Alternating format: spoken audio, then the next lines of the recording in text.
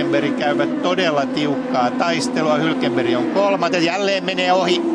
Ja nyt tallitoverukset osuvat toisiinsa. De Bruyne pyörähtää, Hülkenberg pääsee jatkamaan.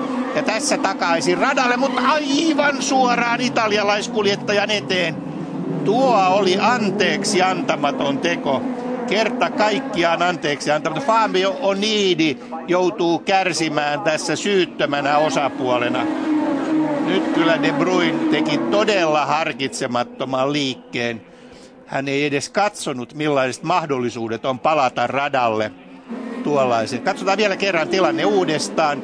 Hülkenberg lähtee ohittamaan, painuu sisälle. De Bruyne haluaa sulkea, mutta ei pysty. Työntää mahdottoman paikkaan estäen Hülkenbergin ohituksen ja pyörähtää. Tässä se vielä kertaalleen nähdään. Tämä pyörähdys on ihan okei. Mika Mäki pääsee siitä näppärästi ohi ja varmasti moni muukin. Ja nyt sitten takaisin radalle ei edes ilme värähdä, kun hän vetää suoraan, pyöräyttää kaasulla. Ja nyt kyllä Fabio Onidi on pettynyt italialainen. Tällä autolla ei kyllä enää jatketa matkaa.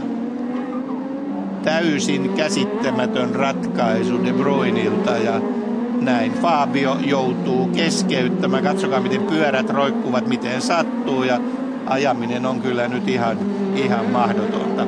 Turva-auto tulee radalle. Romut siirretään